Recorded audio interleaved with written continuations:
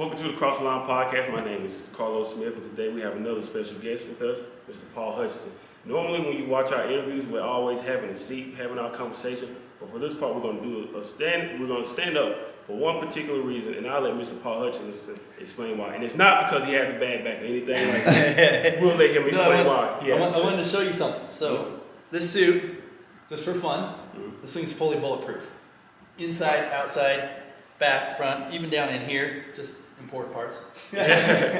So yeah, one of my companies makes bulletproof armor, and for the police, and military, and cars and stuff like that, and it's super ultra light. And so I told them, you know what? Can you make a suit? And they're like, yeah. So this is exclusively handmade for Paul Hutchinson right here, and so I thought I'd show you in case you ever want to like the suit. Yes, sir. So, talk a little bit about the suit.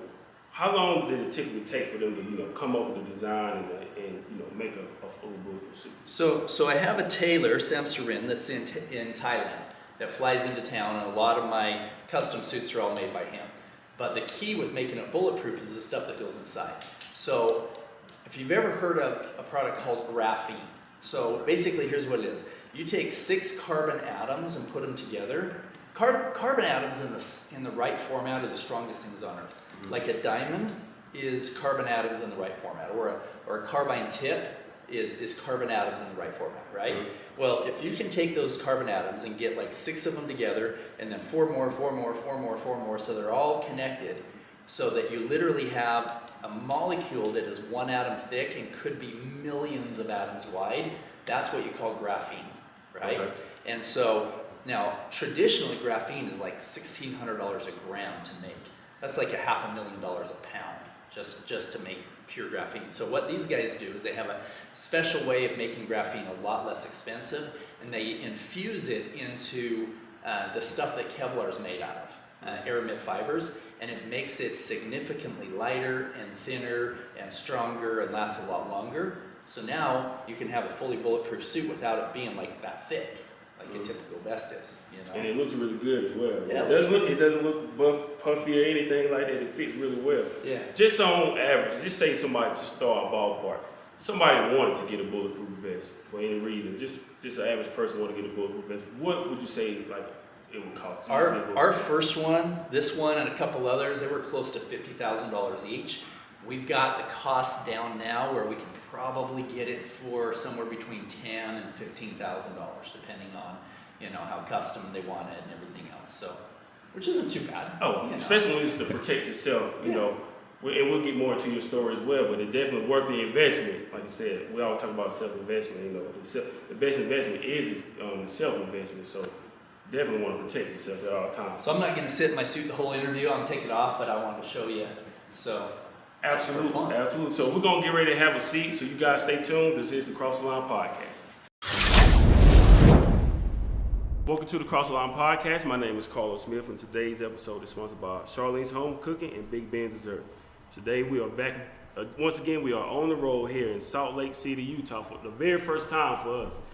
We have a serial entrepreneur, the co-founder of Bridge Investment Group, Mr. Paul Hutchinson. How are you, Paul? I'm super good. I'm super grateful, Carlos, for you having me on your show. Absolutely, no problem at all. And like I said, I tell people, you never know where life is going to take you. Never in my years have I ever thought, we would end up landing here in Utah. I always write down places I wanted to travel to. And it was just amazing, just you guys reaching out. Just kind of give people a little backstory of how everything happened. And I'll let you chime in on this as well. So it was a few weeks ago, I received an email from your assistant, and she was saying, hey, we would love to, have Paul on. And she sent me some links to one of your interviews and to your website as well.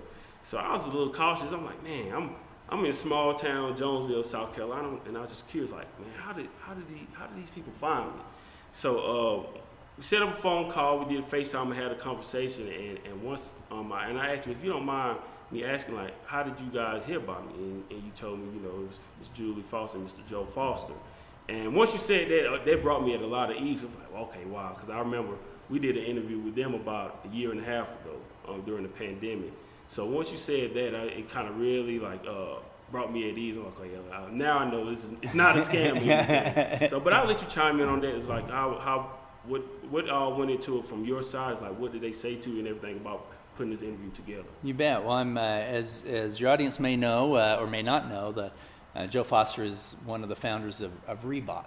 Absolutely. And he's come out with a book talking about the past and kind of how they put that company together, some of the challenges they had as young entrepreneurs and putting the company together, and so now he's in his, I think he's in his 80s, and but he's killing it. He's traveling around the whole world and just being on podcasts everywhere. So he was on your podcast, and I was chatting with both of them because I have a book coming out in the next few months. And I was just getting advice and stuff on publishers for the book, and they said, you really need to get on a bunch of podcasts because that's the way that you're going to really get to people in different demographics and different parts of the world. Is in you speak once and thousands, if not millions, of people are able to hear what you're saying. Absolutely, and it was such a privilege to be able to have an interview with the co-founder of Reebok, Mr. Foster. Because we wear their products all the time, but it's like you never really envision yourself actually having a conversation with them.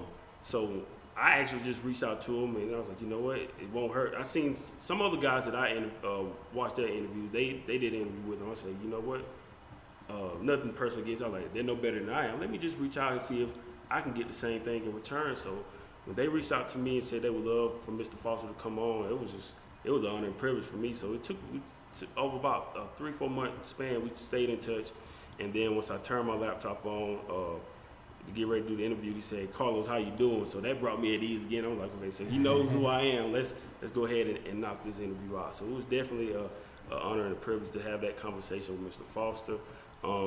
So thank you, Mr. and Mrs. Foster, for setting this interview up. And like I said, we could have done this interview online, but I love the face-to-face interaction with entrepreneurs to hear their stories. To me, it's because you don't get the same energy, you don't get the chance to really build those relationships that you would as you can in person. So Yeah, exactly. Thank you again for welcoming us into your home. You bet. Well, it's a beautiful place to film, and we're usually on the road. We're hardly ever here, so it's great to be able to capture a time when we're here at the house. Sir, perfect timing. So, for people watching this interview, I told them that you were a co-founder of Bridge Investment Group. You're a serial entrepreneur, very successful. If you had somebody came up and asked, like, who is Paul Hutchinson? Like, how would you describe yourself? Right now? Yes, sir. Paul Hutchinson is a visionary leader who has learned how to inspire people and lead people from a place in the heart. His goal is to have a powerful, positive impact in the lives of millions, if not billions, of people. Mm-hmm. And where are you originally from? From here in Salt Lake. Mm-hmm. Yep. I grew up with the mountains in my backyard, learned how to ski when I was just a little kid, and had a beautiful, beautiful life. So growing up, like, what kind of things were you into as far as like growing up with the sports or just? Some. I wasn't super athletic. Mm-hmm. I played lots of sports, but I was never the star player. Mm-hmm. Played some basketball when I was younger, some soccer and baseball, and then went into some football. Played rugby. That was rough. We averaged like one person a game that went to the hospital. Rugby. That was like an organized brawl. But I'm super good friends with a lot of NFL and NBA players today. Rudy Gobert's been here in our house many times. Donovan Mitchell's been here a number of times. A lot of just really good people that have played professional sports. And one thing I have found is that the very same techniques that I used in building companies, building the foundation, finding the kids, all these same techniques are used by professional athletes as well. It's not just that Rudy Gobert is, super tall and has a huge wingspan. That's not what made him great. What made him great is that he decided at a young age that he was going to visualize himself being there, and he would put in the hard work in the exact same system that I used to build successful companies. Was a system that he used to become an all-star. Absolutely. It's all about, having that right mindset. I want to ask you, as far as like growing up in your childhood, like, did you come from a family of entrepreneurs, or what did you see growing up from your parents? My dad, when I was really little, he was You know, we did a little bit of everything just to keep things afloat. I remember we took a job cleaning the bank and the realtor building and stuff like that when we were young, just helping my parents earning some extra income so we could go to Disneyland and stuff. And he was a salesman at a concrete company, and worked his way up. Somewhere when I was about 16, 17 years old, he decided he would buy out some of the partners and become an owner of that company. And so, but was never really an entrepreneur. In fact, he told me, when I told him I wanted to go into business, he said, "Nah, you shouldn't go into business. You should do something else." I said, "Why?" He said, "Because you're not any good at kissing butt." He said you have a problem with authority, and what I realized later is that his perception of business is what he had to do, starting at the bottom, working his way up till he finally was able to take over the company. And yeah, it took a little bit of kissing butt, which I wasn't very good at. But being an entrepreneur, you know, I've told people for a long time I would rather own my own hot dog stand than ask somebody when I can go to the bathroom, right? I'm not. He was right. I'm not very good with authority. I'm not interested in me saying, "Hey, is it okay if I have a little break so I can go to the bathroom?" No, screw that. You know, I'd rather be my own man, make my own decisions. Now, I realized though that I was going to fail in business if I wasn't the hardest boss on myself that I've ever had. You're either working every day to help somebody else achieve their dreams, or you're working every day to achieve your dreams. Absolutely. You know, so that's what I had to realize, is that I needed big enough dreams that would motivate me to do what I needed to do without having a boss making me do what I needed to do. Absolutely. I saw you say your father gave you 2 gifts. One of them was how to win friends and influence people, and then the other one was an audio tape from Brian Tracy. Talk a little bit about those 2 gifts and like how did they change things for you? Yeah, I was maybe 14 years old, and I wasn't too popular at school. You know, I had buck teeth for a long time and braces and cold sores when I was a kid, and just all kinds of stuff that, you know, kids would beat me up and call me names, and, you know, super difficult. And I was like, God, I see all these cool kids. You know, some of them are cool kids because they played sports, and some of them are cool kids because their dad had a lot of money and all this stuff. And I came to my dad and I said, how can I be popular, you know? And he said, "Is that really what you want, you know, to be popular?" I said, "I don't know. I just want people to like me. I want to figure out how to talk to people, and I'd like to figure out how to be successful in life." And he said, "Paul," he said, if you develop your mind and learn the skills that will help you in business and leadership and everything else, it'll carry you through your entire life." He said, "You don't need to be popular right now." He said, "Most of the kids that are popular in high school end up being losers later in life. It's the guys who weren't too popular, that were scrapping, that said, you know what, I'm going to do something with my life," that worked hard and became something. In fact, it was funny. I went to I sponsored my 30-year reunion, and so many people were there that were like, "Wow, this is, you know, how did you do this?" How, you know, somebody introduced me as the master of the universe, because, you know, the top of the top in the financial world is being a fund manager, right? Even the the RIAs, all these guys are looking up fund managers like the top, you know. So I was introduced that way to one of the guys who used to be popular in high school, and all these people didn't even know me in high school. They're like, "Oh yeah, I didn't even, you know, you're one of those smart kids that nobody cared about." Yeah, you know, I wasn't even that smart. You know, I took some AP classes and stuff, but those 2 tools that my dad gave me when I was 14 changed everything. Okay. Yeah, when I started understanding with the Psychology of Achievement by Brian Tracy, what that did for me is it laid a foundation of an understanding that everything that we create in our life is not only created by our actions, but they're created by our words and even our thoughts, that are drawing in or repelling out things that we want or don't want in our life. And so by having a super clear vision of what you want, and then learning to listen to that guidance that's coming in, those are things I learned from that Psychology of Achievement, understanding that if I changed my thoughts, I could change everything about my life, about my future, about my friends, everything. So when did you feel like the things finally started to shift for you, like in a positive way? Was it immediately after that, or did it take some time? So it took a while. It took at least a year of me listening to those tapes so many times that I wore them out. Before things really started settling in, and I realized, wow, I could really have and do anything I wanted. Anything. I just had to figure out what it is. I realized that most people spend more time planning out their next vacation than they do planning their life. And if they could simply decide what it was they wanted. And so that's what I did. I decided I'm going to play big. I'm not going to play small anymore. I decided to, run for student body office. I decided to, hit it hard in all areas. My relationships with people and my classes I was taking in school and stuff. I ended up finishing like an entire year of college before I finished high school. Because I just decided, hey, I'm gonna go for it. I've got one life to live, and I'm gonna live it the best I can. And those tools started changing how I thought about myself and how I thought about other people, and that changed everything. Absolutely.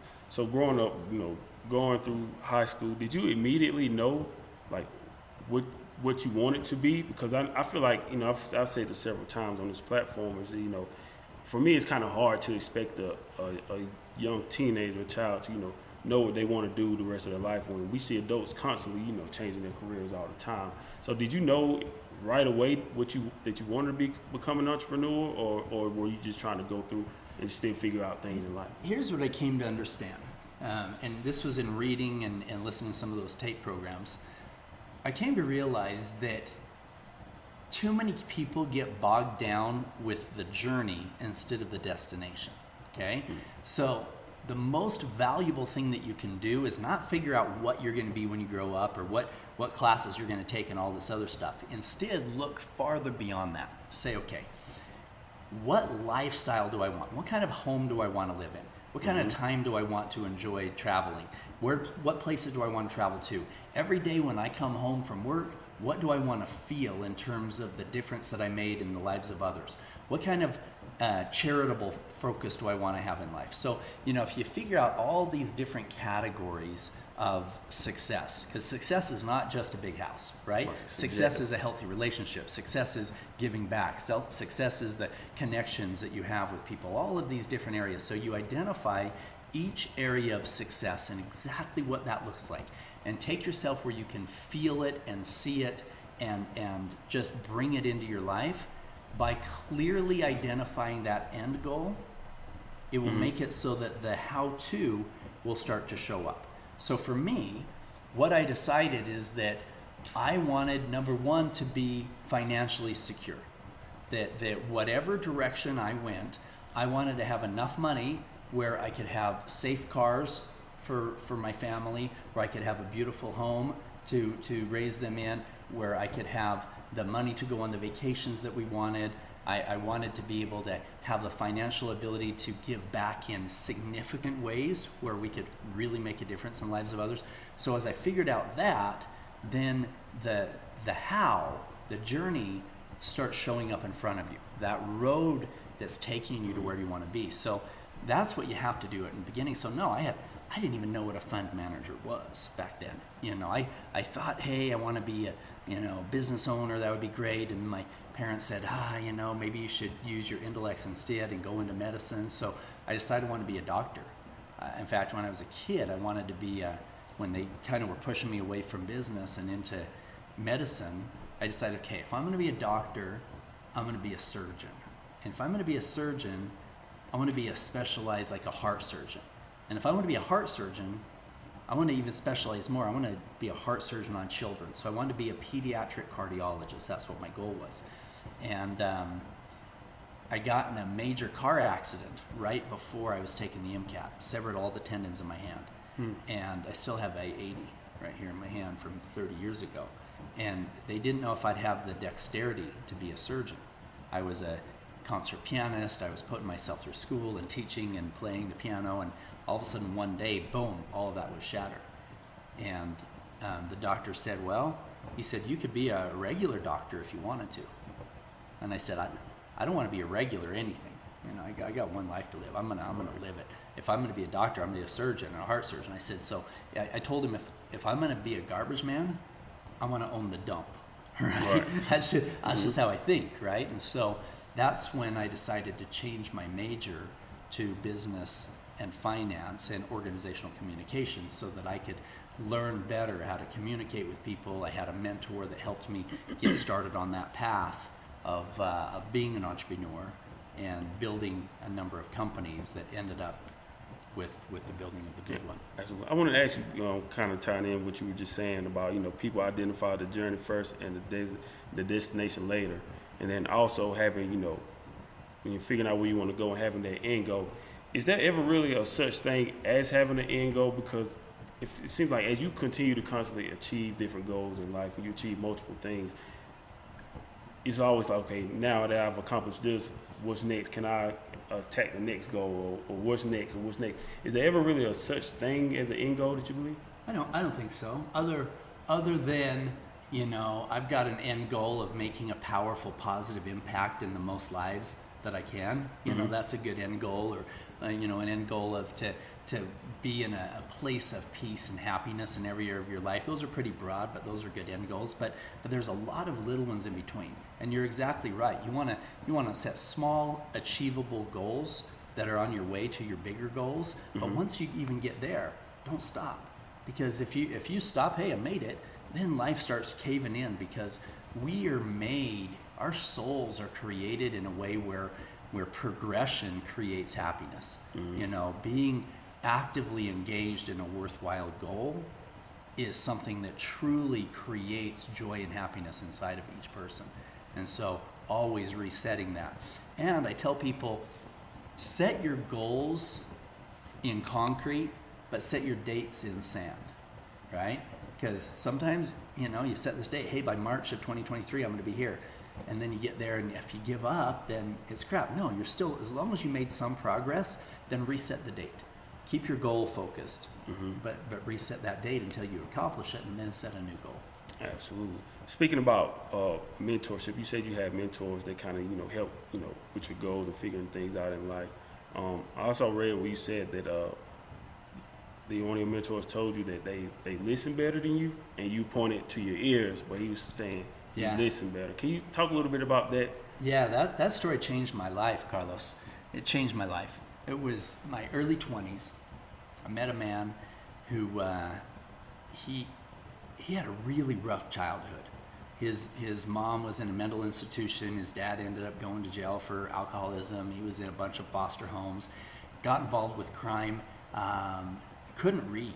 I mean, he was barely a third grade level on his reading, if that.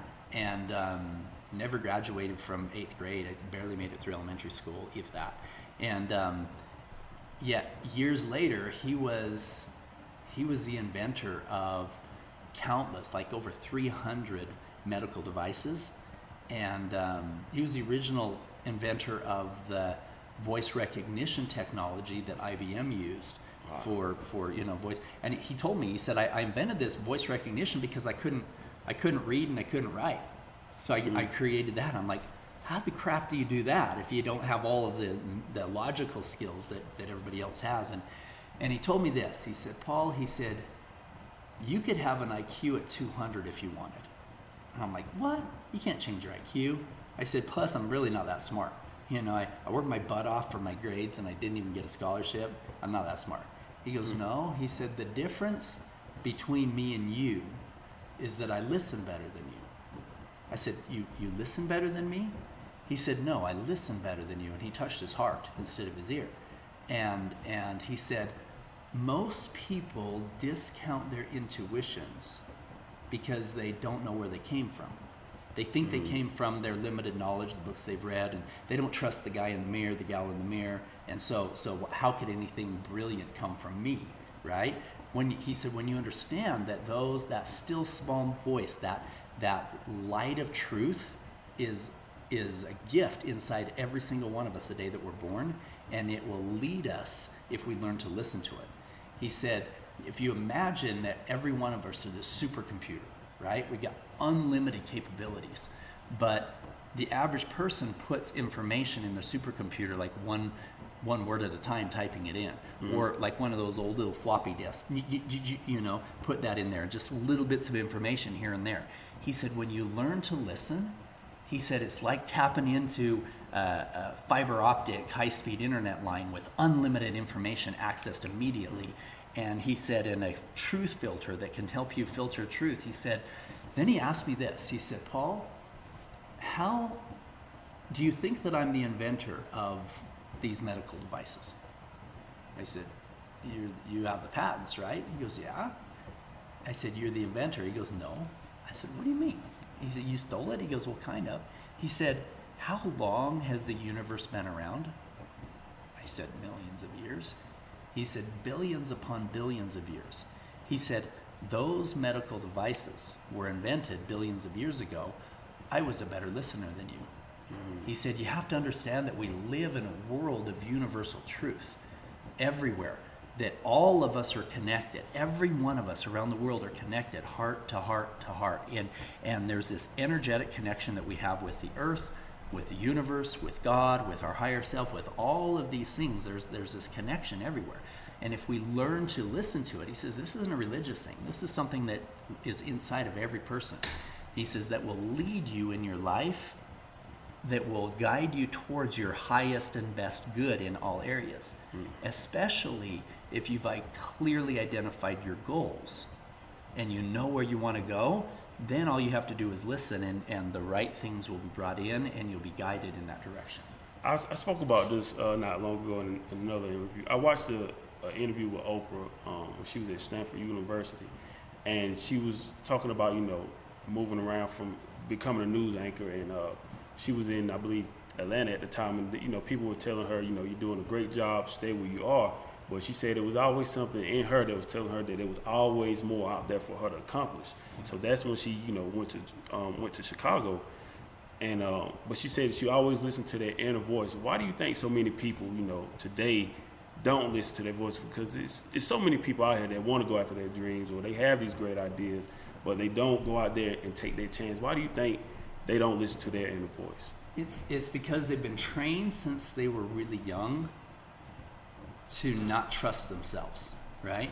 To have negative habit patterns of thought, negative self-talk and what-if thinking and negative perceptions of themselves. And so when we're really little and somebody says, you can't do that, no, it's all we hear for so long is all these no's. And we're being trained by parents who don't know how to teach us high self-esteem, don't know how to teach us how to trust what's going on inside. And so then we make stupid decisions because we make those decisions logically on things, and then we're thinking, well, I made really dumb decisions so many times in my life that how can anything creative and good and truthful come out of me? I don't trust me, right? And so the number one thing you have to do is you have to start building your self-esteem and trusting yourself on things with little teeny things in the beginning. If you can't trust yourself on big stuff, set small commitments to yourself, little tiny goals, and go for those. Or even start listening to your intuition on little things, and just test it, and you'll find that it's true. You can visualize a parking place right next to the store. Not the exact parking place, but something that's in that front aisle, and you memorize it, and you focus on it, and you feel it, and you go, and sure enough, a car's pulling out right as you're pulling in. Super cool stuff like that. So then you're like, okay, maybe there is something there, right? And you can do the same thing when you're meeting somebody, and just try to tune into their energy right up front. There's a whole bunch of nonverbal social cues that are coming up that your subconscious mind is picking up on, together with that energetic connection, that you'll be able to know, is this person a person of integrity? Is this person somebody who really has my best interest in mind? And start testing those little things, and you'll find that if you get out of your logical mind, some things you make the decisions logically first, but then ask intuitively if your decisions are right, and then get really quiet and listen, then those things will come out, and you'll realize, yes, that feels right, that feels peaceful. Or if it feels anxious in any way, okay, you need to question a little bit more and figure out what's going on here. So that's why people don't trust themselves, is because they've been trained their whole life not to. And we're so programmed to, think a certain way. Like you said, it's when you've been taught something for so long, it's hard to, go against that. So even when you're in school, you graduate, you go get a job, and like you said, there's so many people that have told me plenty of times, hey, you got a great job, you can stay there, you got great benefits. But for even me personally, it's like, man, I always knew it was something more out there for me to do. It just didn't feel fulfilling to just go to work and just pick up a paycheck and just stay there and just that's it for the rest of my life. It always felt like it was more. But for the average person, it's like you have these people in your ear telling you the same thing, and it's like you're just conditioned to do the same things over and over. You just have to break out of that cycle of, doing the same things traditional, because if not, you're just going to repeat the same cycle, and then it's going to pass down to your children and generation after generation. But what would you say is for you is like, was that part of like your mentorship and your parents, both of those played key parts in you breaking that, like that paradigm? It's taken years for me to really start breaking that one. Okay. I was super ingrained with a certain way of thinking for many, many, many years. Mm-hmm. And things had to shake up pretty hard in my life for me to take a step back and say, wait a minute. So, is this true just because my politicians told me it was true? Is this true just because my doctors told me it was true? Is this true just because my parents told me it was true? Or were they passing down information from other people that passed it on to them that maybe had agendas or were hurt or traumatized in some way? And so by being able to take a step back from everything and in a way question everything, and then ask myself, okay, how does this feel? Each thing, how does this feel? Is this in line with the person I want to be? Is this in line with having a heart-centered life? Is this in line with how I want to raise my kids? But it took me a long time to break some of those cycles. Was it a scary feeling, when you began to question things? Because like I say, when you grew up for so long and your parents teach you certain things and you learned certain things in school, like you said, with politicians, was that a scary feeling when you began to like question all of that stuff that you were taught for so long as a child? Super, super scary. Yeah, I felt like, wait a minute, this is breaking down my paradigms, my view of how I'm seeing things, and I had to realize that everybody sees things from a different angle, right? I mean, for example, perfect example, you put your finger above your head, and you twist it in a clockwise position, right? Just for fun. You keep it twisting the same way. You bring it right in front of your nose, and then you bring it down below your chin. You keep doing the same way. Now you look down at it, it's going counterclockwise, right? You never moved it. It's exactly the same spin, but a totally different view on it, right? And so by being able to take a step back and saying, okay, how can I look at this from a different lens, from a different viewpoint? And maybe everything is as it seems. Maybe there are some things that I need to change about my perceptions of myself, my role here on this earth, my connections with other people, my connection with God.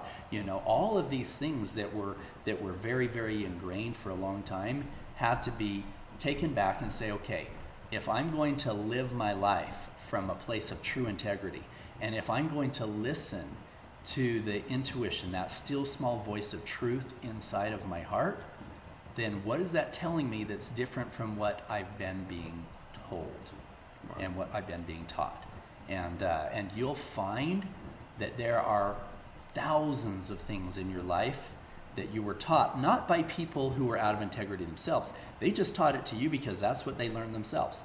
And it's been generations of teaching a certain way of thinking and a certain way of working with other people and everything else that ends up creating challenges. Absolutely. And I remember one of the things as children, when we were in high school and we would question teachers about certain things is like, why are we going to have to learn this when we're not going to use it in real life? But they could never really give us a real answer as to why we had to learn it. It was just, it's part of the curriculum. You just got to go through and learn it. So they could never really give us these great explanations for that. So it's always, like you said, about, growing up, you learn these things, but then you have to challenge some of the things that you learn, because then you begin to learn. And when you get out in the real world, sometimes you learn like, man, school didn't even really teach me this. I had to learn this on my own, and that's how I felt, after graduating from college, I felt like college didn't really teach me. I learned discipline because I didn't have anybody to to wake me up and go to class and say, hey, you need to do this, you need to be here on time. I learned discipline, but as far as like a lot of other real world schools, I feel like school didn't teach me that. I really began questioning things when I read the book Rich Dad Poor Dad by Robert Kiyosaki.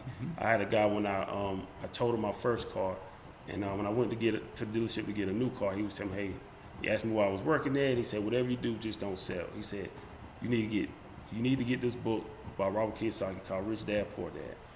And I read that book. The first time I read it was in 2015, 2016, and when I read it, it made me start questioning things like, man, I felt like college kind of shortchanged me to a certain degree because we were taught a certain way for so long that it was like, man, this was really an eye-opener. So once I finally got out into the real world, like you said, it was scary questioning things that I was taught at school and from what my parents taught me, but I felt like to be the person I wanted to be, I'm still learning, I still make mistakes, but it's a better feeling now knowing that, I'm really kind of taking control of my own destiny, betting on myself and learning along the way. But like you said, it's just, questioning those things from when you get out there into the real world. Exactly. Well, and you'll find it a lot in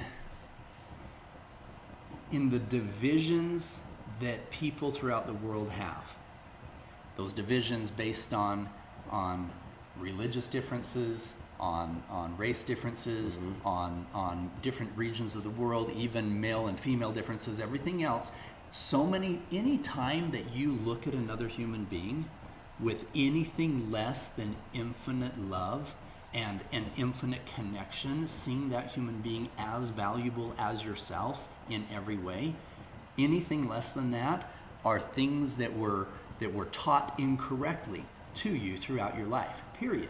It's just what it is. And so you can look at your life and say, okay, where are areas of my life where I feel like I'm better than somebody else because I live in this house, or because I speak English, or because I, have this understanding of God, whatever it is. If there's anything that is dividing human beings from others based on any of those factors, those are false teachings. I'm telling you straight out right now, they're all false teachings, and they were all put in agendas from people who would want to gain power by subjugating others.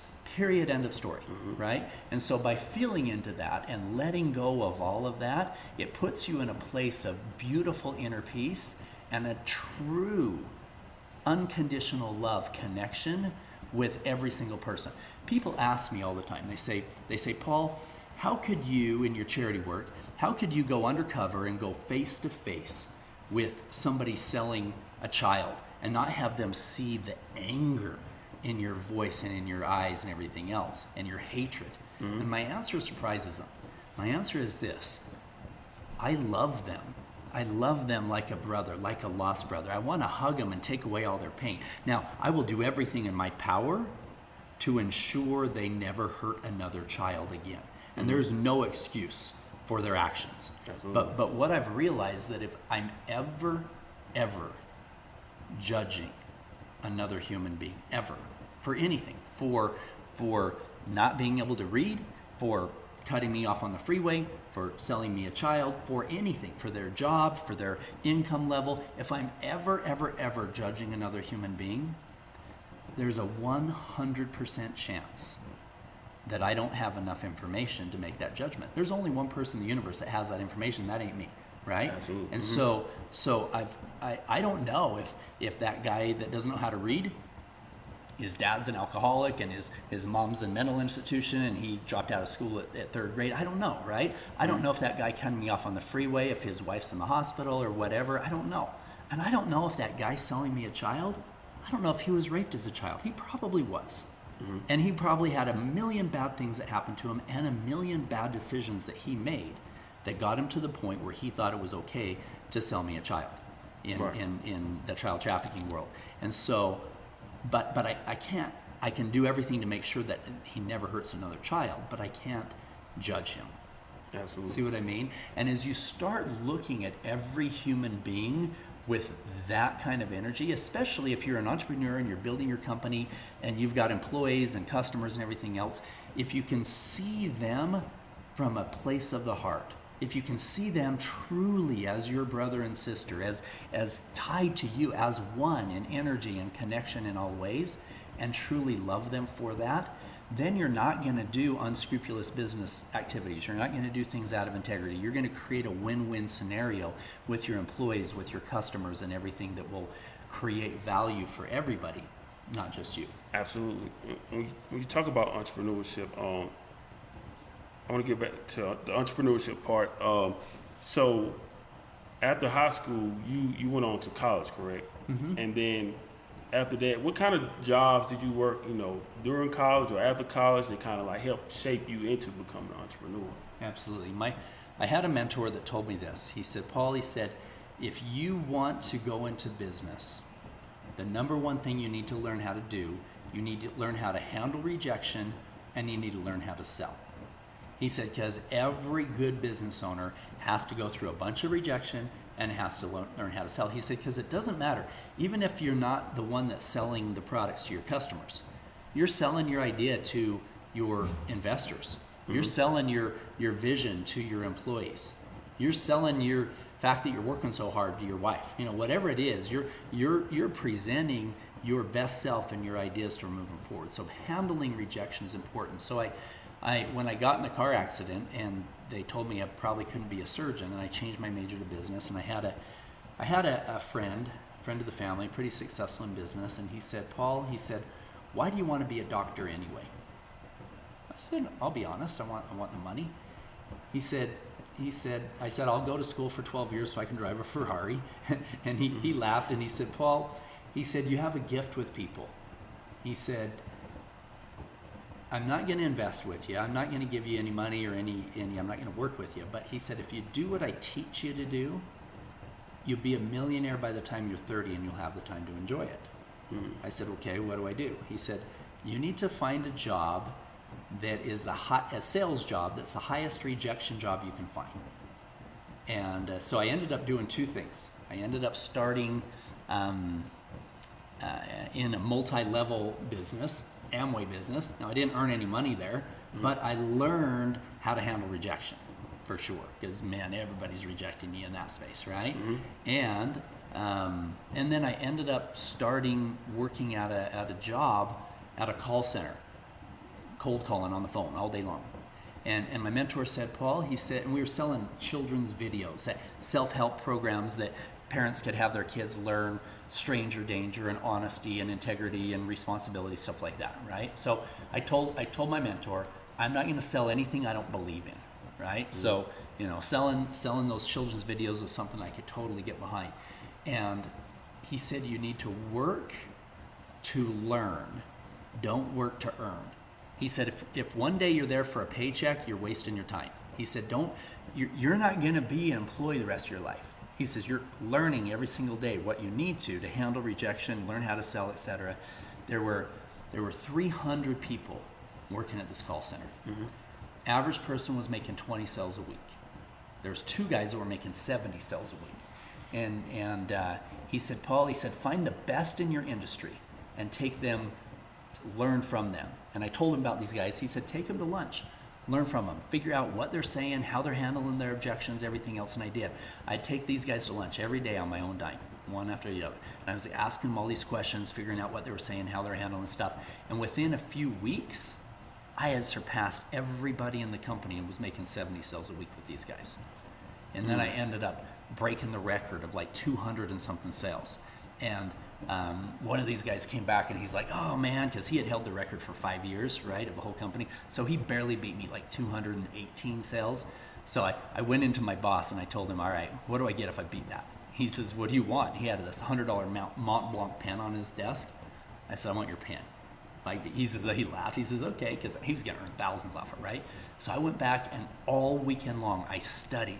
I was studying the objections and the scripts and rewriting them in ways and everything. And I came back with this total focused vision and did over 300 sales in 1 week. Everybody else was still doing 20, right? Killed it.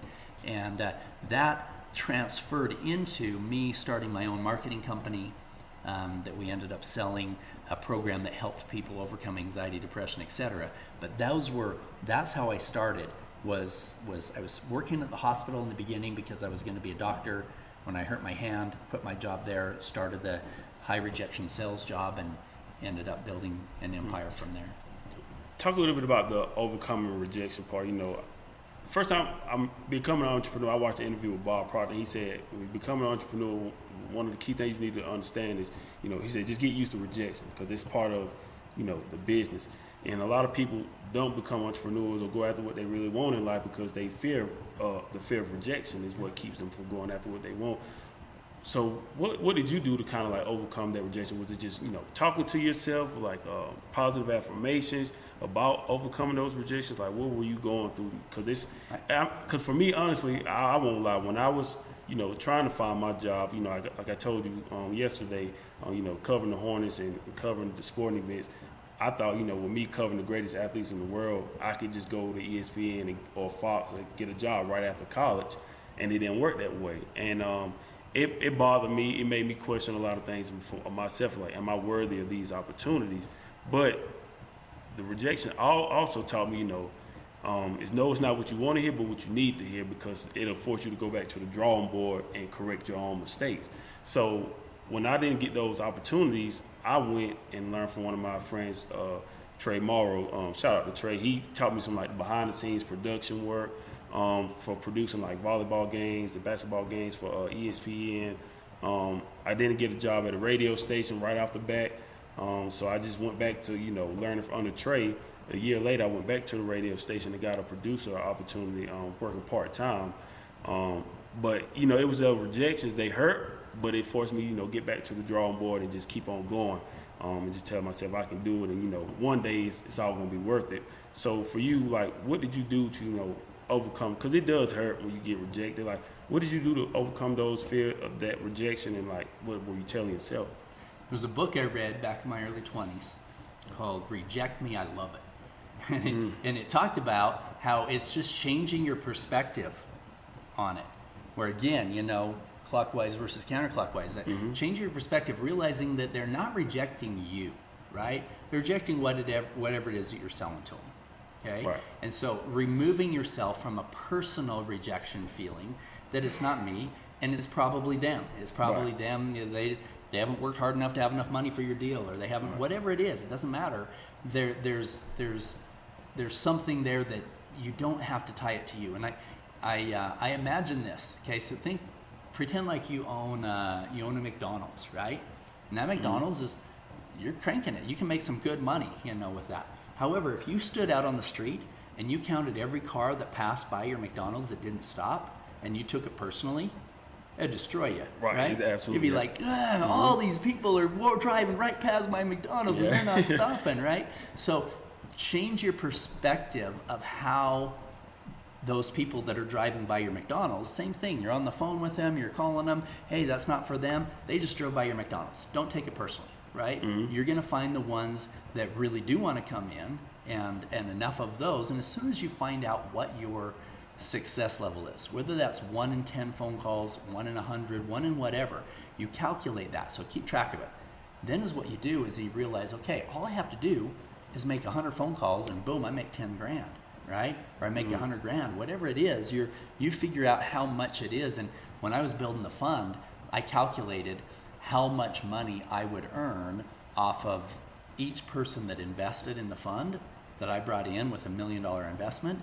And I realized, man, I'm actually making like between $500 and $1,000 every phone call, right? Even if they say no. And so I was getting more excited about making the calls. I'd get 10 calls no matter what they said. Why? Because that'd earn me 10 grand, average over the next 10 years, right? And so figuring out what those numbers are and calculating them, and then not taking it personally. Just pretend like those guys are driving past your McDonald's. I think that's a key part of anything, is like not taking anything personal, because it could easily destroy your business, like a business decision or anything. Like if it comes with a great offer, but you don't like this person because of something they did in the past, and you hold these personal feelings towards them, they could destroy like a business. So don't never take anything personal, like you were saying. Even though the rejection, like I said, is gonna hurt, you just have to, keep on going and understand not to take anything personal. I want to ask you also about, when you're making these calls, is it more about making a sale to whoever you're on the phone with, or is it about building those relationships? Like how does that work for you as far as like so relationships are everything. So when I had the company that helped people overcome anxiety and depression, and they would get their tape and their audio program, their workbook and stuff off of an infomercial, but then we would call them back 30 or 60 days after they got it, just to see how they're doing with it, right? And I have an appointment setter and a closer. And the appointment setter, their call, they're just seeing how they're doing. They're building a relationship, how you doing with it and whatever. If the people weren't doing well with their audio program, if they weren't working through it, still dealing with their anxiety, then they would introduce them to one of our closers as a suggestion based on where they're at, right? Because if they call and just immediately say, hey, I think you ought to talk to one of our guys about personal coaching, you don't know crap about that customer yet. You don't even know if it's the right deal for them. I told my guys, your job is not to be selling everybody on the phone this program. Your job is to find out the people that need it. Wow. You ask all the right questions to find out really where they're at. Once you find out really where they are, and if they are stuck, and if this is the best solution for them, then and only then you introduce the closer, the person who's talking about coaching. And then my closers, I would tell them, listen, I don't want you to bring up coaching for at least 10 minutes on your phone call. At least 10, usually 15 minutes. You bring it up earlier than that, that's telling me you don't give a crap about your customers, right? I want you to learn everything about them. I want you to learn what they're going through, the challenges that they have and everything, so that when you bring up coaching, it truly is from the heart, a suggestion based on where they're at, not the reason for your call. And by selling from a place of integrity, wherein I'm not calling just to sell you this. I'm truly going to find out where you are, and if this is the best solution for you, fantastic. If it's not, I need to be a person of integrity enough to say, you know what, keep working with your program there, because I think that'll work for you. I'll call you back in a month just to see.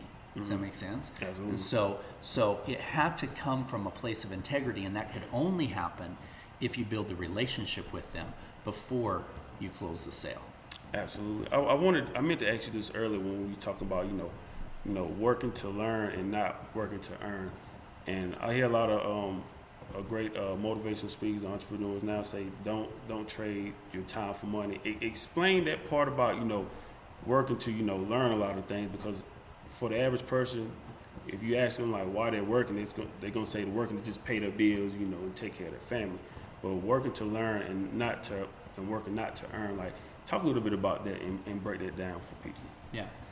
You'll find that, I've heard it said a number of times, your most valuable piece of real estate you'll ever own is the 6 inches between your ears, right? Mm-hmm. Developing any other piece of real estate is not going to be as fruitful for you as developing this. So I had a mentor early on as well that told me, he said, Paul, your car should be a university on wheels. Everywhere you go, if you're not on a call or talking to somebody in the car, be listening to audio programs on business and leaderships and success. We didn't have podcasts back then. We had, just audio cassette tapes way back then.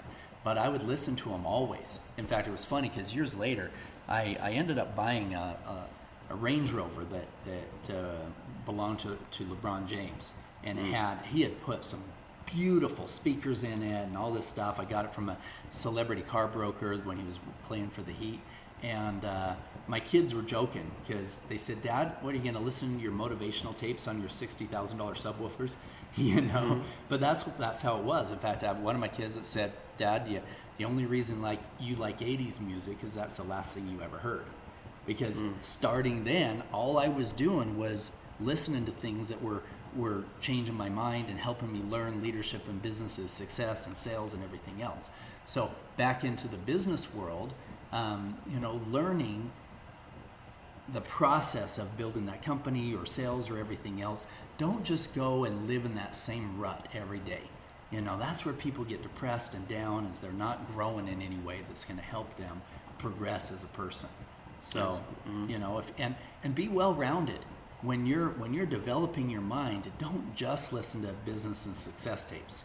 Listen to relationship tapes too, and you know, how to build a successful family tapes. All of these things will totally transform your life, but make sure that you're balanced in what you're learning. Absolutely. And the working to learn part, that's pivotal.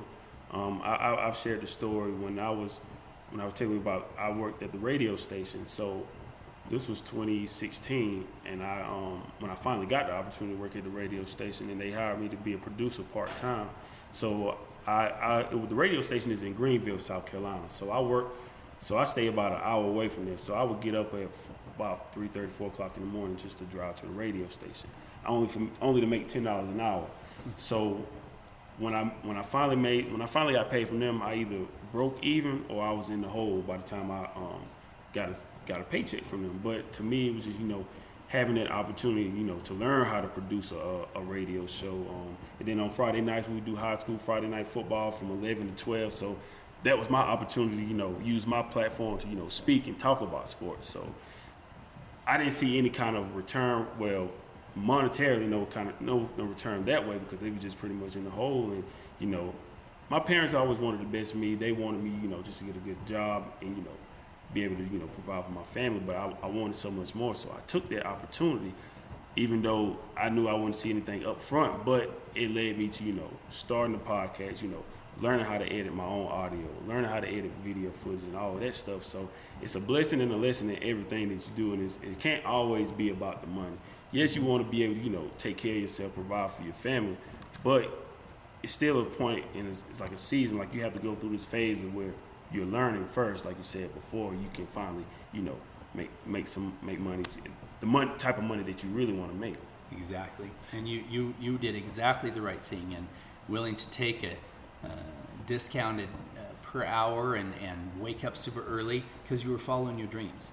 And it was worth it to you because the education that you were getting allowed you to now be a successful business owner and using those skills. Absolutely. And I always, even when I was at the radio station, I enjoyed doing it, but I knew I didn't always want to be there for the rest of my life, just sitting behind the desk and just produce a radio show. I always felt like I still wanted to do more than that. I was thankful for the opportunity, but I still wanted to, you know, branch out and still be able to move around like we're doing now. But being at the radio station, I was pretty much, you know, even on holiday, I remember that Christmas I was actually there, and New Year's, you know, producing in there by myself. Just doing my job, but it was like I know I still want to do more than just sit behind this desk and just produce radio shows. I wanted to be able to make more of an impact and still show other people they can do the same thing. But like I said, I went through that phase where I had to learn. I did it for about 6 months, 7 months, and then I left there. I had to get this time I had to get another job because my student loans kicked in and I was paying $500 a month. And I was like fresh out of college, and I'm like, man, how can I pay this type of money and driving an hour to work and only making $10 an hour? So everything that I learned in that season right there, at being at the radio station, I used it and transferred it over into what we're doing now. But like I said, it was like I just had to understand, you know, just go through these things, you're gonna learn from it, and it turned out to be a blessing in disguise, because I love like how we're able to, you know, travel all over the country. And now we're here, never, like I said, never even imagined, you know, being in Utah. But like I said, I had to go through that to learn everything from there to, you know, sitting here right now. So I'm going to ask you, as we could get ready to start the transition, you know, working that job, what point for you was it when you finally began to transition for, you know, you're doing well for yourself? When did you get to that point where you started to transition to becoming a full-time entrepreneur? Here's what happened. I was on the phone making sales, these children's videos. I was killing it with all the new records in the company. And my boss pulled me in and he said, Paul, we're starting a new division. We're going to be selling personal coaching programs. There's this lady, Lucinda Bassett, who has a program that helps people with anxiety and stuff. And he said, I think you could do really well with this. He said, nobody else in the company I'm bringing on, but I think you could do really well. And he brought in some guys that were earning like 6-figure incomes on the sales and selling these coaching programs. And my mentor told me, he said, Paul, he said, don't get comfortable. Don't get to the point where you're thinking, hey, this is what I want. He said, you're working to learn, don't work to earn. He said, but do the same thing with these guys. Take the best ones to lunch every day. Learn what they're saying, learn how they're selling. That's what I did. And pretty soon I was doing really well with that as well. And meanwhile, I was building a home-based business that was starting to take off pretty well. And then something horrible happened. Like right before Christmas, the feds came in and shut down the entire company. I guess there's something with the ownership where they were doing some tax fraud things. I don't know what was going on. But everybody, 300 people lost their job in one day and didn't get paychecks for Christmas. And the account that we were working on, the anxiety and depression disorder one, a guy by the name of David Bassett calls me at home. It was Lucinda's husband. He said, hey, I've been looking at all the numbers. You were doing really, really well in making those sales. He said, I'd like to hire you, pay you a pretty good 6-figure income, come out to Ohio and run a team for us out here selling these things. And by then I decided from here on the rest of my life, Paul Hutchinson is unemployable, right?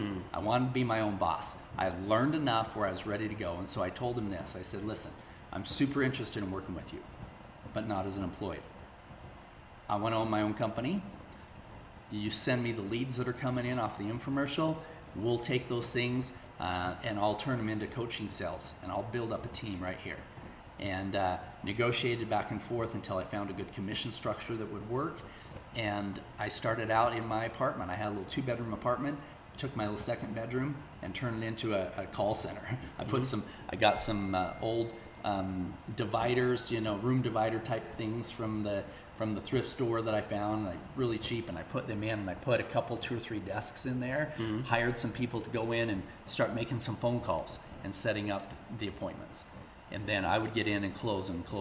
And then I built it big enough where I was able to move out of my apartment and get a little small office, and we were making the calls from there. And then I built it even bigger where I was able to get a bigger office down in Cedar City with a good partner down there, and built that up to the point where we had a little over 200 employees. And we're selling not only stuff for the coaching program, but things for a lot of other companies as well. And at 29 years old, I sold that company and ended up investing that money to start the real estate fund. And it's almost like everything, fell. It was, how to say, perfect. Never going to be a perfect time for anything, but, it fell right into your lap where you were like kind of pushed into that becoming an entrepreneur when the company shut down. But I know for a lot of people, I like to ask this question for entrepreneurs. It's a lot of people that we know that like straddling the fence, working a job, and they have something they're passionate about, and they want to go full time and go all in on their business, but they still work their job. So, just for the average person, what would you say? When do you know it's time to take that jump or make that leap of faith? Here's what I would do. Here's the best answer for this is to imagine a 24-hour clock, right? So the average person, about 8 hours of their day, about a third of that clock is sleeping and resting and getting ready for sleep, right? There's a third of it. And a third of it, another 8 hours, that's going to be you're trading your time for money. That's your job, right? That leaves another 8 hours every day of what I call discretionary time, right? This is the magic hours. This is where you can spend it watching TV, shooting the crap with your buddies, going to the bar, yelling at your kids, whatever it is that you're doing with that space right there. Now, you need to take a portion of that and make sure that you have a healthy balance, doing stuff with your family and everything else. But there's somewhere between 2 and 6 hours of that discretionary time that if you were using your time right, you would use it to start building your side business. See, where a lot of people go wrong in I lived by Robert Kiyosaki's work in Rich Dad, Poor Dad, Cash Flow Quadrant. The problem is this: if people too early step out of the E quadrant or the S quadrant and try to jump into the B quadrant today, it's inevitable they're going to fail. Here's why. It's going to take an average of 1 to 5 years for your B quadrant business to be making enough money to support everything else, right?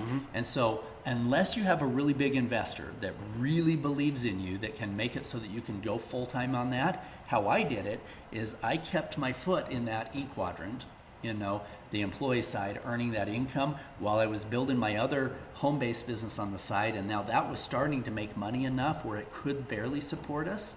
And that's when I took that opportunity to have my own company and start selling, because number one, I already knew that it could make money. That's what I was doing every day on the phone. So all I had to do was take that exact thing I'd been doing every day and do it here, and I had negotiated the commission, so I knew I could step into that. But the worst thing that you can do is jump prematurely into completely letting go of that stability, right? So because imagine this fireplace, and you're like, give me heat, and then I'll give you wood. No, you got to give it wood. You got to start it going. You've got to get some kindling in there. You've got to baby that thing long enough for it to start giving you heat before, you know, if you're not giving the wood that it needs. So that's the same thing with your business. If you're pulling out your money too soon to support your lifestyle, then you won't be able to feed your company to keep it growing.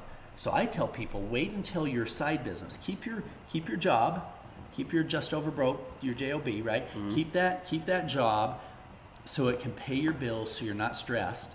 And while you have that job, start building your business. And once that business is more than one, I would say my goal is to have people get to 2x what their job's earning, right? At least covering it. But if they can be at least a 1 to 1.5 or 2x of that, so if you're surviving on $3,000 a month at your job, build your company. When it's earning $3,000 a month, keep putting that $3,000 back into your company. Don't start sucking on it yet, right? It's coming back in. Then you keep building it until your company now is earning $4,000, $5,000, $6,000 a month. And now what you can do is you can quit your job, put a couple, $2,000 or $3,000 a month back into your company, have enough to cover your lifestyle, but now you're full-time focused because the engine is running.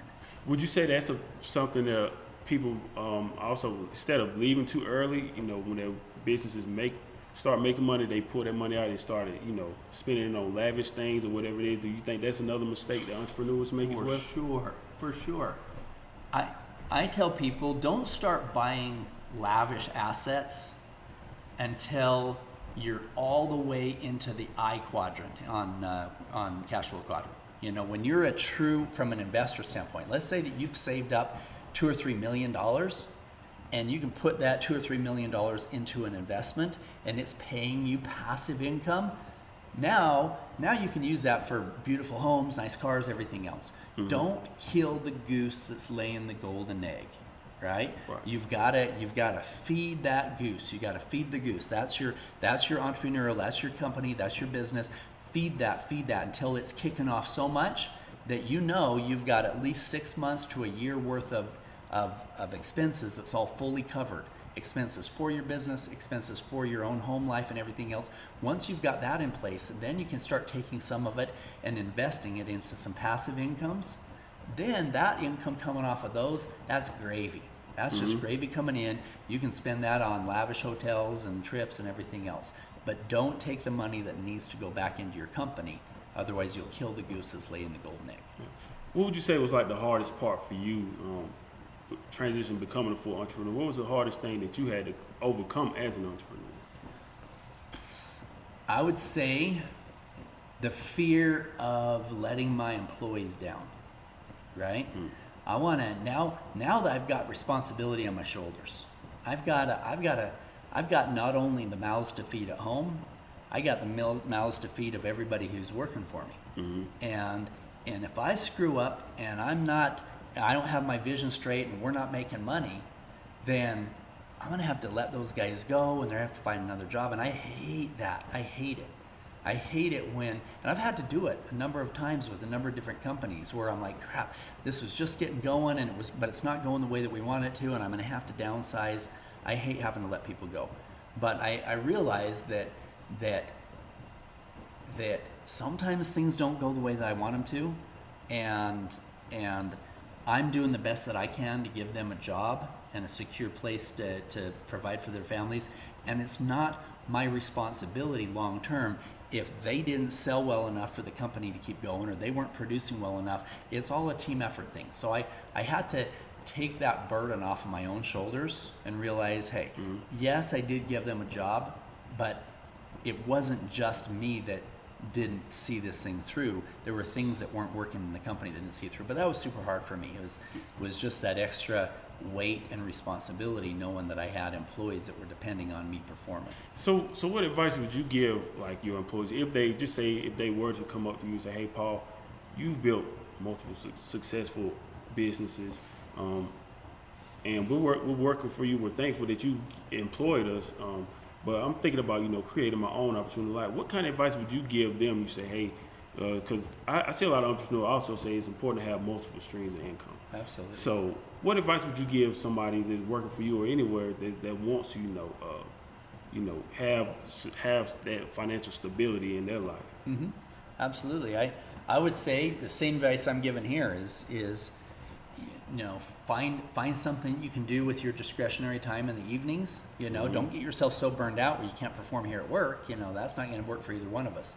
But I can also, there's a number of times where I've helped those employees get to the point where they can still provide the service that they are for me at the same cost, but I can help them duplicate their efforts so that they could have some kind of a software, some kind of a system or whatever else that they could use in helping other people like they have me.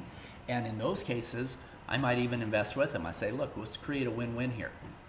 You're already kicking butt here at this company. We've got a stability going on with everything that we're doing here.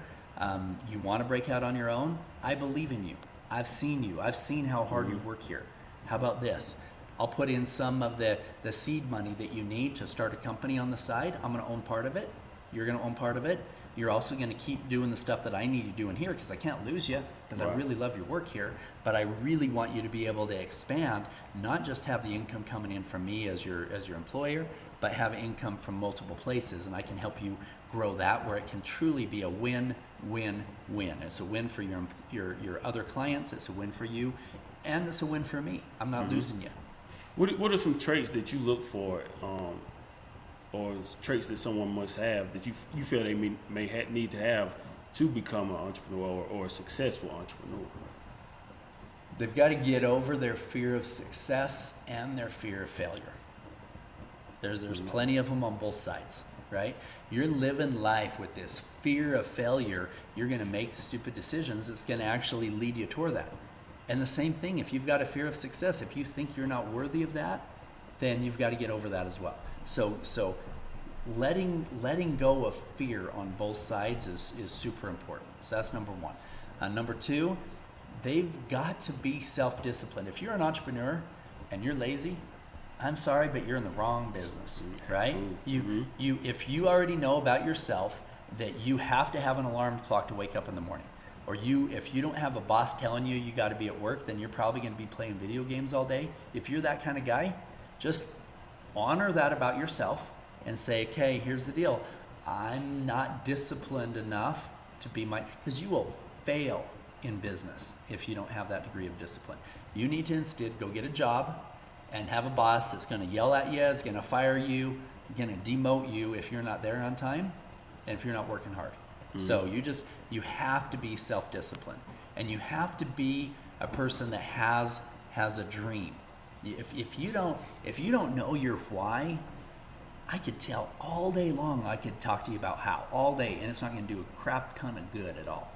You've got to have your why. You've got to find something that drives you to the point where it wakes you up in the morning super excited for your feet to hit the ground to get going, and you're excited to build whatever it is you're building. That's telling me you've got a big dream. If you don't have that, then that's where you need to start before you start figuring out all the how. Building your multiple businesses and finding people, it seems like you were great at finding, putting yourself in these positions of, getting into people to pour into your business. Like, how can you talk a little bit about that? Is like how to go about like finding investors and building those relationships with them, and like what is it like, for them to pour into your company, invest in something that they see you building? You bet. That took Took a lot of years of me trying and failing until I finally was able to get to a point where I had some credibility and strength. I remember when John and I first started the fund.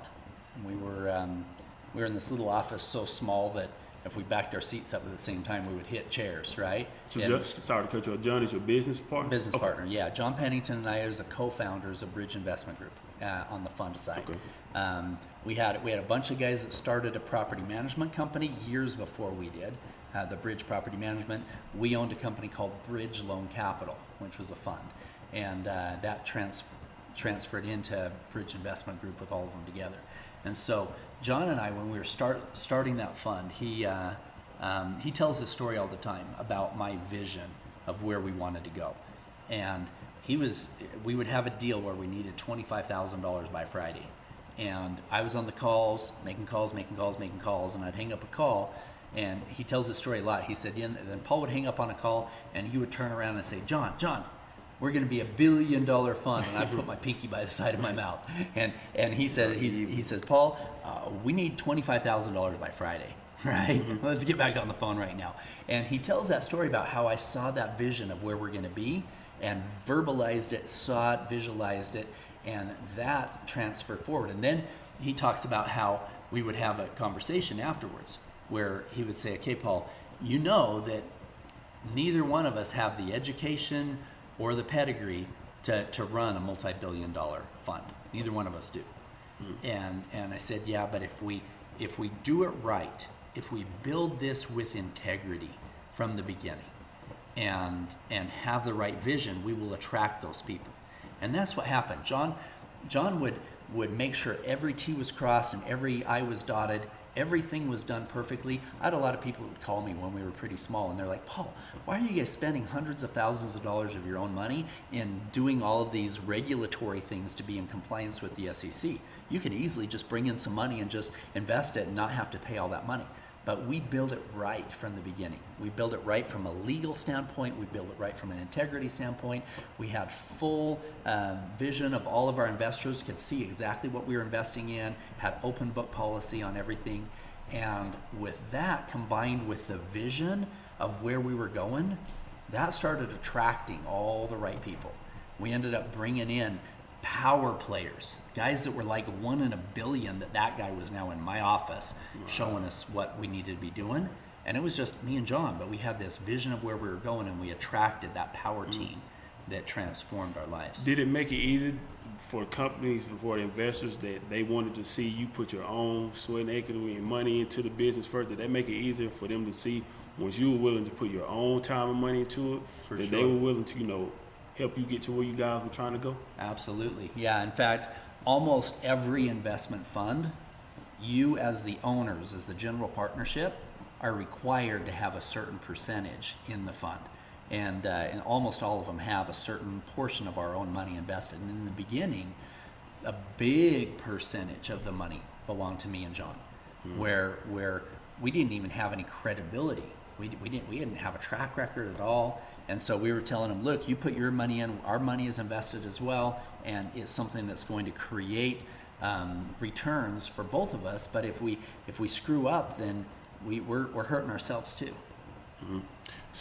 So what point did you guys, you started expanding your business? You have over 20 plus businesses now. Mm-hmm. At what point, you focus on one part, but when do you know it's time to expand and branch out and do different business ventures? You got to make sure that you don't limit your bandwidth. So when you're focused on one, like when John and I were building the fund, that's all we were doing, right? It wasn't until we had a pipeline built, like Robert Kiyosaki talks about in his book. Once that pipeline is built and you turn on the spigot and it's earning money while you're sleeping, that money's coming in, and it's a machine that's working, then you say, okay, now that machine's working, now I'm earning some money from that. I can do one of two things. I can kind of retire right now and just kind of put a little bit of time and go spend some time on the beach and whatever else, or I can build multiple streams of income. Now I can focus on building another pipeline and another pipeline and another pipeline.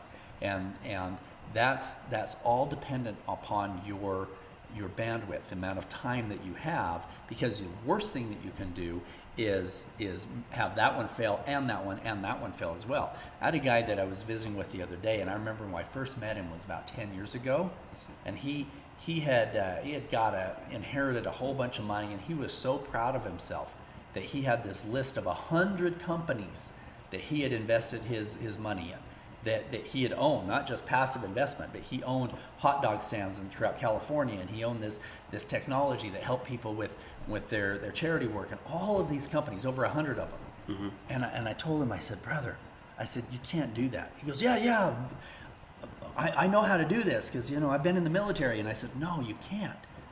First of all, that doesn't give you any credibility as an entrepreneur. I said, but most importantly, you're gonna fail at all of them because you can't focus on one or two. You don't have the bandwidth to be able to create value in all these companies. Mm-hmm. So wait till one of them is doing really well and passive income, and then start building other passive incomes. Absolutely.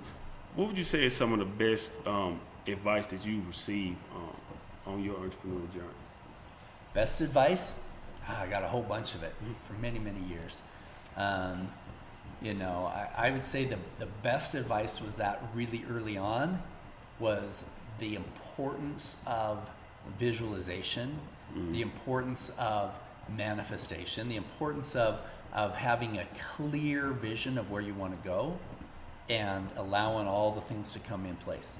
It's like, for example, my sister's a travel agent. She was for years. I don't know if she is now. She's running a bed and breakfast now. But she was a travel agent for a long time. If I called her up and if I said, hey, Tiffany, I want to be on a 737 tomorrow at 3 o'clock.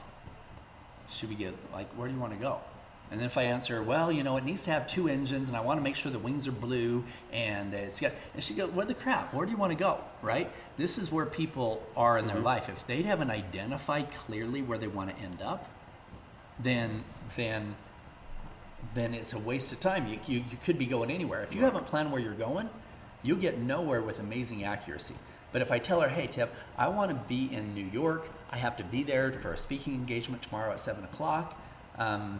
Then she would go online. She would figure out exactly which plane I need to be on. And I should say, okay, you need to show up at the airport at this time in the morning. And it wouldn't matter to me if it was a 737 or a 747. It wouldn't matter to me if it had blue wings or red wings. It wouldn't matter, right? They're different vehicles that once I decided where I wanted to go, then that vehicle would be aligned with that interest. Right? It made me think about something Bob Proctor was talking about. And once he mentioned, I went back and listened to it. It was one of the tapes about Earl Nightingale, and he was just talking about knowing where you want to go, and also about the positive words like attitude. And sometimes people have this limiting doubt and beliefs on themselves, but they think other people can do extraordinary things that they can't do. And so why do you think people have those limiting beliefs about as far as this person can accumulate this, so they can build this great thing. They know where they're going in life, but I'm not there in this point in my life. Why do you think people have those self-limiting beliefs? I really believe that comes from years of training. Their parents had self-limiting beliefs, or somebody said something in high school to them, or even elementary school. Here's what happens, Carlos. You're in elementary school, and somebody says, Paul, you're bucky, you got buck teeth, you're ugly, you got cold sores, all these things. So they say mean things to me, right? You're stupid. And they might say that one time, but I repeat it to myself hundreds of times, right? That trauma happened once. The trauma I hold today is self-imposed because we say it to ourselves over and over again. And what happens is this: our subconscious mind collects information throughout our life. All it is a huge database of information of what people said to us, but most importantly, what we've said to ourselves over and over and over again. And it's collected all of this stuff. It's collecting evidence so that it can then take this and drive our lives. The average person, 95% of their day is on autopilot from their subconscious mind. You get in the car, you start it, you back up. You're not even thinking about this stuff. It's not here. It's automatic, right? It's the same thing with how we perceive ourselves when we look in the mirror and everything else, that's all on autopilot. Your subconscious mind has been told you're ugly, you're not smart, you don't work hard enough, you're never on time. All of these things, especially when we were kids and our parents were trying to form us. You're always late for school. You're always, you got C's again. You're so stupid. They're thinking in their limited knowledge that's how they can lift you up. It's not. It's going to hold you down for life because they take that report card, they beat you up for it, thinking that it'll motivate you. Instead, you reiterate those things over and over and over again. I'm not good enough, I'm not good enough, I'm not good enough, I'm not good enough. And then when you're coming out in the world and you're saying, hey, me, Paul Hutchinson, successful, that's not me, I'm not good enough. Guess what? Paul Hutchinson didn't come from money. Paul Hutchinson didn't come from opportunities that lifted me up in the beginning. Paul Hutchinson came from good parents who believed in me. That's the most valuable thing that they did, is if I came back with bad grades, they would say, you know what, Paul, you're better than that. I believe in you. That's the most valuable thing that they gave me. So as you're teaching your kids, that's what you need to be doing is saying, hey, that's not you. You're not a bully, right? That's not you. You're not a D student. I believe in you. You're smarter than that. By parenting in a way that's feeding them positive, so those kids positive over and over again, it will transform the rest of their lives. Now, if you've had parenting when you were a kid that poured in negative thought patterns, you can change that. You can change it in any habit can be changed in 21 days. Super easy. 3 weeks of replacing a negative habit with a positive one. For example, if you're driving to work every single day and you're taking the same exit every single day, right? And then the company that you're working with changed locations and now you're in a different exit, for the first 21 days, you're going to have to think, wait, I don't take that exit, I take the next one. I don't take it. But after about 21 days, it's in your subconscious mind. It's a new habit, and your subconscious mind goes on autopilot, and you're driving to that new location without even having to think about it. It happens with your negative self-talk. If you're over and over again, if you can replace that with little wins, with positive self-talk over and over again, then you can see yourself as a successful entrepreneur. When you're looking in the mirror and you're shaving yourself, you're shaving a millionaire, right? You're shaving a millionaire. You're seeing that. And every time you look at yourself in the mirror and every time you're talking to yourself, you're seeing yourself as the person you want to be. And it will only take a few weeks for you to override years worth of negative thinking patterns in your subconscious mind. Absolutely. That's powerful. Love to hear it. I got a few more questions and we're going to wrap up this first portion of the interview. Awesome. When we talk about businesses, and I definitely wanted to ask this question because, you talk about, getting that capital to help fund your businesses.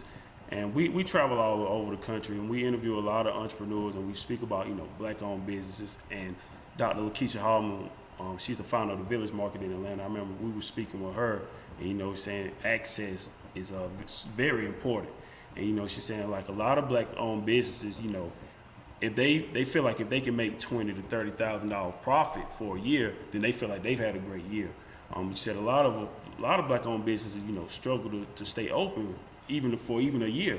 So, when you talk about, access, building those relationships and bringing in that type of capital to help fund your business, how can black-owned businesses, get access to that same type of capital to, help fund their businesses and sustain over just a 1 year period, just like for longevity term purposes? You bet.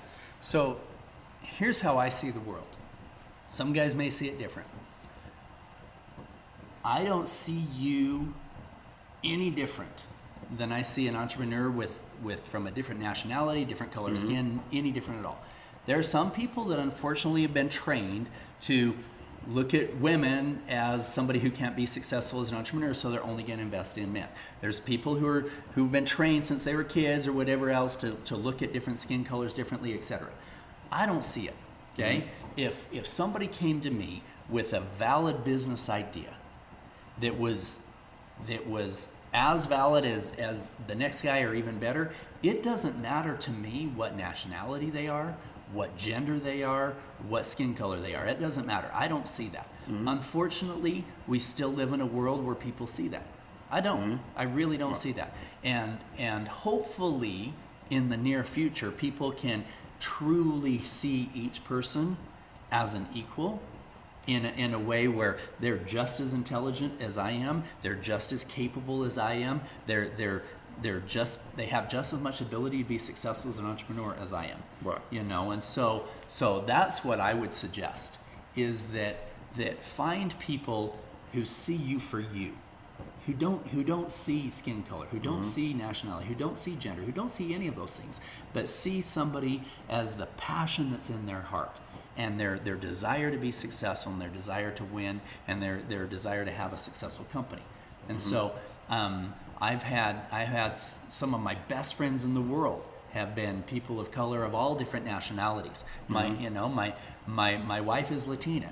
When I was growing up, I knew people that cut down on people from Latin America, saying, oh, you know, they this, and there's certain ways of looking at other people, and I couldn't understand it. I couldn't understand why somebody would see another human being as any less than themselves in any way. And so that's what I would say is find some good entrepreneurs, find some guys who, most importantly, people who have been successful in the business that you're trying to go into, because they understand that business, and then they can add not just money to your business, but they can add expertise. Right. They can add a lot more value, and they will get you. You won't have to spend so long trying to teach them about your industry, because they already know your industry, right? They've already been successful in that. Now they're wanting to move into that B quadrant, that business owner quadrant, where they're helping others, or that investor quadrant, where they're helping others and they're investing with you and helping you build it up because they've already been successful in theirs. And I was gonna say, I remember we flew to Jacksonville on our first self-investment tour back in 2020. We had two ladies on, and they were the first in Jacksonville to purchase a BP gas station. And you know, they said one of the things they had to overcome was, you know, when they were trying to make the deal, they were just hesitant on telling people, like, they were two black women that were trying to buy the business. They tried to hold out as long as they could because they didn't want that to interfere with the business part. But eventually everything went well for them. They did purchase the gas station, but it's just, you know, overcoming those things, like, you know, of course, sadly, racism is still alive. And, it is. But, you know, we still trying to, you know, like we say, African Americans, we want that same type of access to, you know, to that type of capital to, you know, build our businesses, and because we help the community as well, and we just want to build our business. We want to help create opportunities for other people. Want to be able to provide for our family. But like I said, that having that access to build those things, because you may not have all the resources, so you may need to reach out to other people across the table that can help bring it in and pour into your business as well. Exactly. And I've had experience in my life of being looked at in a way that was less than others. I grew up here in Salt Lake City. I grew up Mormon, and at one point in this country, it was actually fully legal to shoot a Mormon.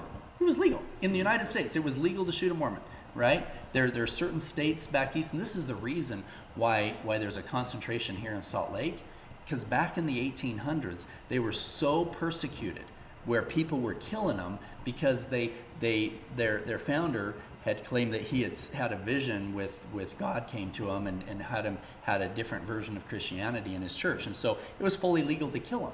And so that massive persecution lasted even when I was young. I remember when I was talking to a guy who said that he was in the military and he was working so hard for his advancement, and he had done everything right, and he ended up not getting the advancement, and then he saw on the folder written in red, "This man is a Mormon." He's like, "Oh man." So you know,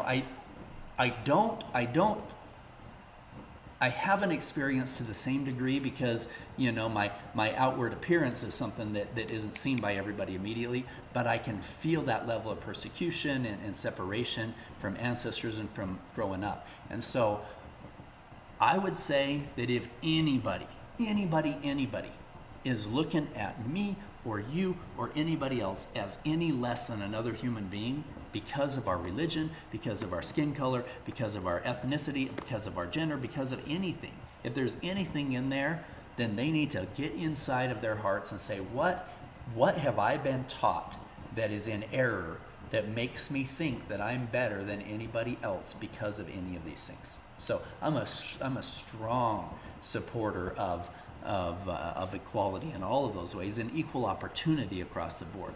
Absolutely. These are my final two questions for the first portion of our interview.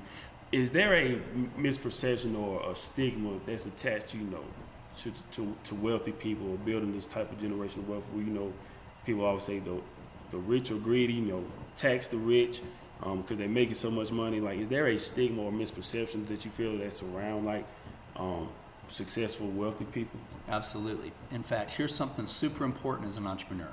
It's super important, okay? The biggest enemy you're going to have to your own success is your perception of success itself. Okay? This is super important. If you believe that wealthy people are bad, that they are greedy, that when they have money, they do bad things with the money, and they take advantage of others, and they should be punished, they should be taxed more because of all the money that they have. If that is your belief system, that alone will sabotage your personal success towards wealth more than any other thing, guaranteed. And in addition to that, your understanding of how money is made. If you believe that we live in a zero-sum world, what that means is for you to make more money, that other people have to lose some money, right? For you to make $1 million, somehow that $1 million has to come out of other people's pockets for you to make that million, right? If your perception of people who have money, they've got $1 billion, obviously that's $1 billion that was taken away from other people, now they're struggling. If you think that that's how we live, and you're at all a good person in your heart, your subconscious mind will sabotage your success every single time because you don't want to be that person. What you need to understand, and really understand as an entrepreneur, is that we truly live in a world of abundance, right? Mm-hmm. You can create a true win-win-win. Yes, there are people that earn money on a dog-eat-dog game and they hurt other people and whatever. But it is possible to create massive amounts of wealth while creating massive amounts of good in the lives of others as part of that interchange. Money is not good, money is not evil. Money is choices, and money is an exchange of value for value. You want to make $1 million, you create $1 million worth of value in the lives of others, or more.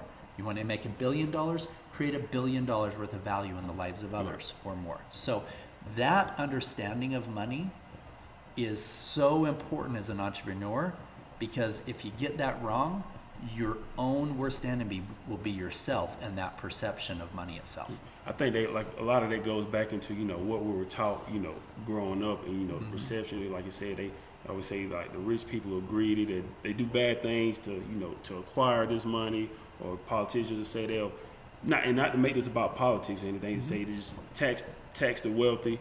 That way everyone else can have a little bit more. But it's almost like it's easy to say that until you're in that position, and then you finally create opportunity. You're making more money, and then you're like, wait a minute, I don't want my wealth or my money to be taken just because I'm making more. How is that fair? I mean, I think a lot of it goes back into politics, but we're not going to go there or whatever. And a lot of it goes back into, what we were taught, growing up, and just breaking that stigma around so many different things as far as education and as far as money as well, that a lot of that stuff that we're not even taught in school. But my final question, as we wrap up this first portion, this is the Cross the Line podcast, and what we like to do with all of our entrepreneurs at the end of it, when we're on the road traveling for part of our self-investment tour, my final question I like to ask everyone is, what does self-investment mean to you? That's a beautiful question. Back to something we said a little bit earlier. I was taught when I was younger that the most valuable piece of real estate you'll ever own is the 6 inches between your ears. I was at a seminar with Paul Pilzer. Paul's a good friend. I love what he's created in his life. He wrote a book called Unlimited Wealth that talks about how there's literally abundance for everybody. Every person in this world could have all the food we could ever eat, all the clothes we could ever wear, all the shelter we'd ever need. But unfortunately, we think we live in a zero-sum game, and we think that the definition of economics is the division of scarce resources. And he was speaking at a seminar once, and somebody raised their hand and said, okay, now that I'm starting to earn my money in my business, what's the best things for me to invest in? And his answer was, always, for the rest of your life, starting now when you're starting your business and all the way until you're successful, continue, the best thing for you to invest in is yourself, is your education, going to seminars, motivational things, more audio programs, whatever it is that you can invest in yourself. And if you're an entrepreneur, reinvesting into your own company, and getting yourself the tools and stuff, you're going to get a higher return. If you're willing to work hard and be consistent, you'll get a higher return investing into your own company than you will ever get investing into somebody else's. Absolutely. Paul, I want to thank you. That was a great answer to close out this first segment. And before we get out of here, we're going to talk, and we'll let you do it again as well on the next portion of our interview. Can you tell everyone how to find you on social media and everything? Absolutely. You can go to paulhutchinsonofficial.com. You can go to Paul Hutchinson Official on LinkedIn or Facebook or Instagram. I did not have any social media of any substance more than a month ago. I just started all of them, and we'll talk about that in the next section with some of the undercover work that I've done and things like that, and why I'm finally going public with all of this stuff.